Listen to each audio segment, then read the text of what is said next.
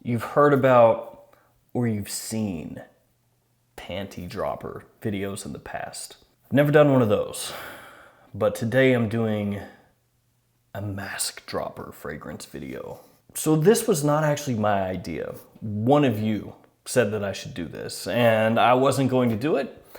And my wife has been bothering me and bothering me and bothering me to do the video. For whatever reason, she thinks it's the funniest thing on earth. So I've given in, and today we're doing it. 10 mask dropper fragrances. Let's do it.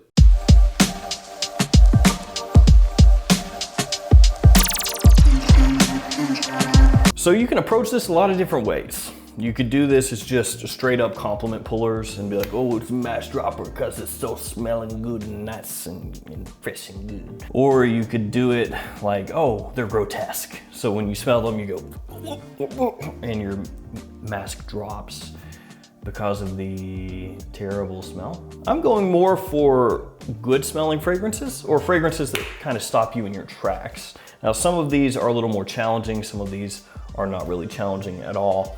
And as we go through these, I'll let you know which is which. So let's kick things off with this one right here, Tom Ford London. This one right here, this is a mask dropper. I can tell you that much. This one has oud, cumin, incense, and saffron as some of the notes in the fragrance. This has a lot of different facets, a lot of different things going on. It's got some animalic facets, so sometimes it smells a little bit funky, but not in a bad way. Then it's also dark, it's smoky, it's mysterious, but sexy. Tom Ford London is one of the private blends that pretty much just never gets talked about, completely and totally overlooked. The performance here is good, the quality is good.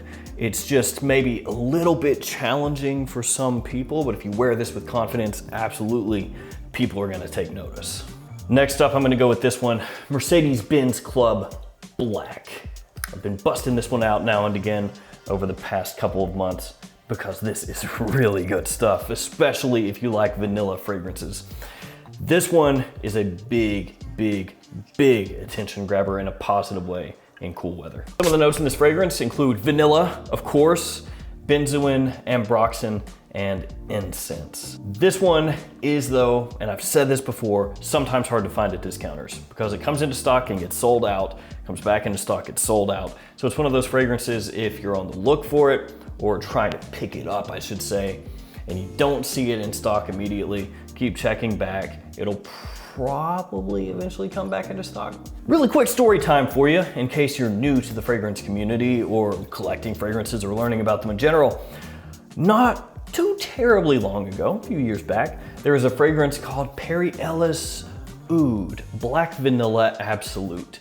And that fragrance went for a reasonable price, 35, 40 bucks, somewhere around there. Fantastic vanilla scent. And then it sold out. And now the price on that is a lot higher than it used to be. Only reason I say that is, I'm not for sure if this will or won't go that path, but the supply of this does seem somewhat limited, at least again, discounter wise. So if you're interested in this, when it does pop up in stock, probably want to pick it up. For some reason, it just seems like us guys can't have really nice vanilla-centric, vanilla-forward fragrances at good prices at discounters. When they pop up, a really good one, which this one absolutely is, they sell out and then eventually they leave us forever. So anyway, this one, vanilla, yes. Attention grabber, yes. Mask dropper, yes. Next up, I'm going with this one right here. Yup. Wow, it says right on the bottle, wow. So the name, wow, is, you know, it's not gonna make my top 10 best named fragrances of all time list, which does not exist, but if it did, it wouldn't make it. I do overall like the presentation though. It's nice, it's simple, it looks good. This one has cashmere wood, it's got vanilla, it's got tonka, balsam fir. This one is another sweet fragrance. So that vanilla here, again, very enticing. It's not as vanilla forward as this one, but it still has a good dose of it. The cashmere gives this a nice modern edge, a little bit of fuzziness, clean woods essentially is how that's going to come across. And then you've got the cardamom, which gives you a really nice spicy sexiness. This one is gonna be just an easy to wear, attention grabbing fragrance. It's absolutely the kind of fragrance that can pull you unsolicited compliments. It is not something that's hyper ultra unique, but this stuff smells good. It gets the job done. So that one is a mask dropper in the sense of just being really nice and pleasant and attention grabbing, alluring, inviting, whatever you want to call it. Next up is a fragrance that has some oomph to it. It's got some power, it's got high quality, but you do have to pay for the high quality. It's Gucci Intense Oud. This one has incense, olibanum, some woody notes, and would you believe it? Oud, one of the notes in the fragrance. I know, unbelievable. This, like I said, is expensive for just a Gucci fragrance that's not in their Alchemist Garden line, but it is absolutely worth it. This thing right here lasts forever, projects very well. Sometimes people will compare this to Black Afgano from Yamamoto, which is a more expensive niche fragrance. Again, we're talking price per milliliter there, but Yamamoto, Black Afgano, more expensive than Intense Oud. This stuff is just gorgeous. It smells amazing. This is another one that is dark, mysterious, and sexy. Yes, I said that about London. It goes for this too. This one is gonna be a little bit more challenging for some people though. Again, Intense Oud. This is not really a fragrance made for people that wear nothing but Liz Claiborne Curve and Adidas Move. And not that there's anything wrong with that, but if I just described you, make sure you hit that subscribe button, do the bell thing so that notifications are on, and stick around, watch some videos, and buy some different fragrances. So yes, Gucci Intense Oud, absolutely showstopper, mask dropper. Next up, we're going with this one. It's a bit different. Stronger With You Freeze from Emporio Armani. There is vanilla once again in this fragrance. This one is bourbon vanilla though, so it's a little bit of a twist. And then you've got a frosted chestnut note in here, which ties it in with the other fragrances in the Stronger With You line. There's also amberwood in here, which gets used all the time in modern men's fragrances, and ginger with citrus. This has, like the name suggests, a really nice icy opening, very brisk, refreshing, eye-opening. Then as it dries down, it gets sweeter, gets warmer, a little bit richer as well. This, like all the fragrances in the Stronger With You line, is a big, big, big compliment puller. So this one's included just because it's a huge compliment puller. People love it, easy to wear, mass appeal. With the Stronger With You line, most of them trend toward being fall and wintertime fragrances. Stronger With You Freeze though, a little bit more versatile because that opening is fresher, so you can use it in spring as well. And potentially summer also, if you like the fragrance a lot. Next fragrance up, Montabaco Verano from Ormond Jane. This is a limited edition release, and this right here is a blue fragrance stunner. This is a huge compliment puller, attention grabber, and smells great. There's citrus and juniper in here. It gives it this nice, fresh, lively pop as soon as you spray it on.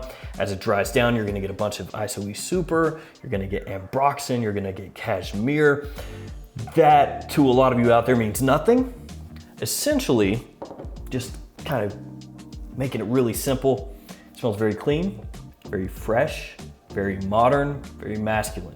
The opening is really attention grabbing. It sparkles, it pops off your skin. It's got this nice, sweet effervescence to it, and it's just immensely likable. So this fragrance right here, this one is gonna be for spring, for summer, for daytime. You could wear it to the office easily as well. Everybody's gonna like it. And this one is included just as a straight up compliment puller. Now let's do a complete 180, something that's very different in basically every single way, shape, and form from the fragrance I just showed you. Dark Rebel Rider from John Barbados. This one has cacao, it's got resins as woods, and also leather as one of the notes in the fragrance.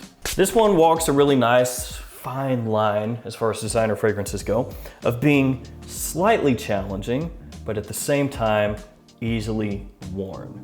It doesn't have the challenging aspect that a real niche fragrance or an indie fragrance might have, but it's different enough from your everyday designer that it's gonna get people's attention, and in a positive way. So obviously you do have this black leather note front and center, but the resins here give it a nice richness, a nice warmth, a little bit of sweetness as well. The woods give you a nice masculine dry down, mixing with that leather as well. And then of course, the cacao, a little bit of chocolate, helps with the resins, giving you that warmth, that sweetness.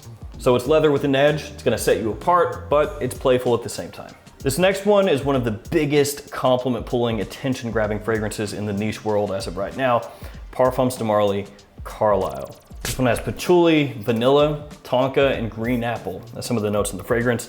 This gets compared sometimes to Mancera's red tobacco. There's a similarity between the two fragrances, but Carlisle between the two, a little bit easier to wear, a little bit smoother.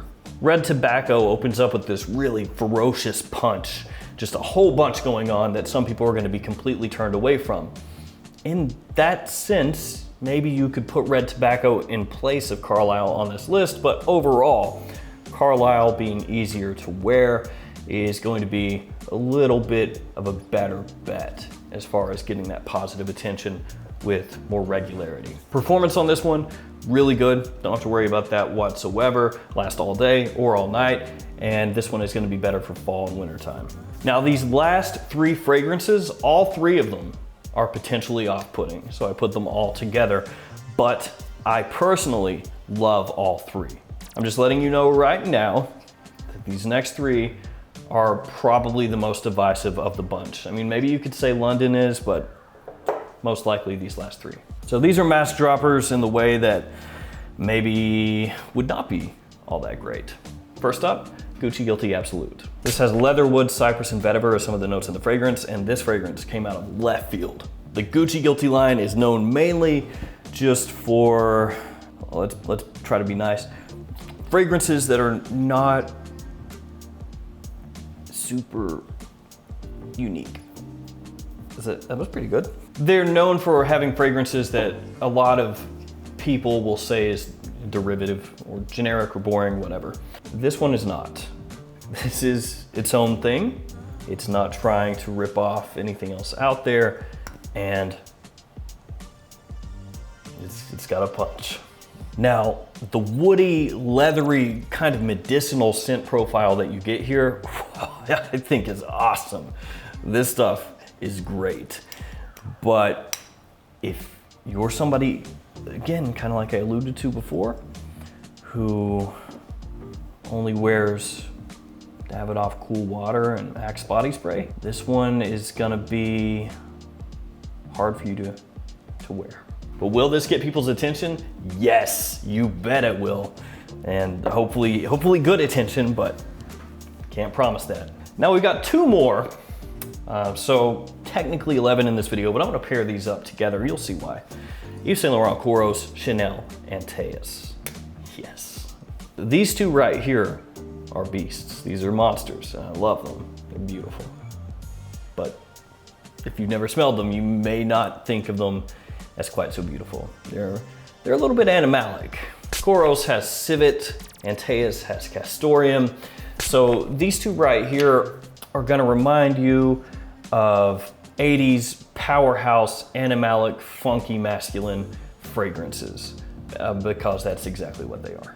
This one has some oak moss, it's got some rose, got some patchouli, got some myrrh. This one actually has honey in it, believe it or not. Nice little bit of sweetness to go with that pissy animalic civet. Great. There's also leather in here, musk, and wouldn't be an 80s fragrance without oak moss, so you know you got that too. If you're talking mass dropping fragrances, you really, really, really want to get somebody's attention, spray these on heavily. You'll get their attention. Like I said, you might smell a little bit pissy, you know? And when I say pissy, I mean pee, but in a good way, a really good way. That actually makes me sound really weird. Should have said something differently, but we're gonna roll with it. So yeah, wrapping up this list, two 80s powerhouses, Teus, Kouros, can't go wrong with these. And if you have a collection, like a series collection, you should be owning these already, right? Seriously, get them. All right guys, there we go. 10, technically 11, mass dropping fragrances. I have now completed the video that I put off doing for like a month and a half. Let me know in the comments below some of your ideas for fragrances that would be mass droppers for whatever reason. So that's gonna do it for me. Thanks for hanging out with me today. Thanks for all your support. Stay safe out there, and I will see you again tomorrow with another fragrance video. See you guys.